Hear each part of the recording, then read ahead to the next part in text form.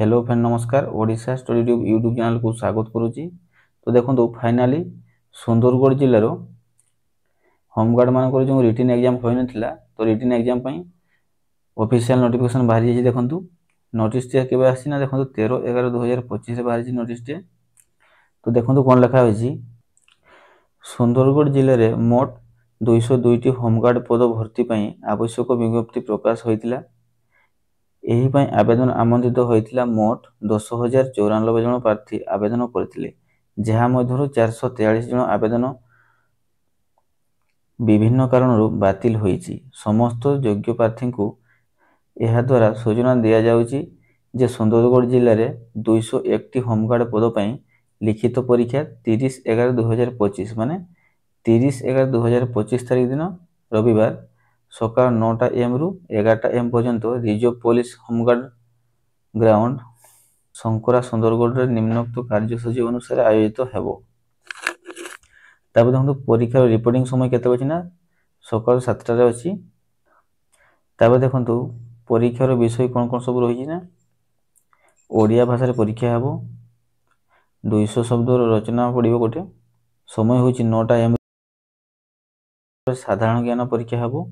बहु विकल्प प्रश्न 60 मार्क रो सेटा टाइम होछि 10टा AM रु 11टा AM पर्यंत। तापर रही देखो परीक्षार्थी मानकर पई निर्देशावली कोन कोन सब रही ना परीक्षार्थी माने निम्नोक्त सामग्री परीक्षा पई आनिबे कोन कोन ना नील कलम त मूल और नकल एडमिट कार्ड तापर आधार कार्ड किंबा अन्य कोनसी परिचय पत्र तार पानी बोतल तार बसिया पई आसन किंबा दरी तार क्लिक बोर्ड। तापर देखो प्रार्थी माने 22/11/2025 रु 27/11/2025 तारीख मध्य निज निज पुलिस स्टेशन रु एडमिट कार्ड संग्रह करिवे। माने जे निज निज सब थाना मानक को जाई तांकर एडमिट कार्ड से नेबे के 22/11/2025 रु 27/11/2025 भितर से जाइए एडमिट कार्ड से रिसीव करिवे। तापर परीक्षा समय रे स्मार्ट वॉच मोबाइल कैमरा इत्यादि कौन सी जिनस से नेबे नहीं।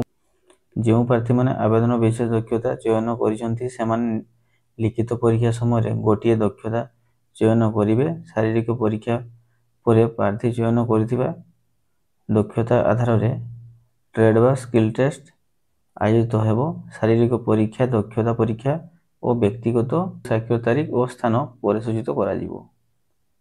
तो एरले सुंदरगढ़ जिला पिला मानकर जो माने होमगार्ड पई सब फॉर्म अप्लाई करथिले तो से माने जाई कि सेदिन रिटन एग्जाम देबे। आशा करछि वीडियो आपनको हेल्पफुल हेतिबो। वीडियो को लाइक एवं चैनल को सब्सक्राइब करना जमा भूलिबेनी। जय जगन्नाथ।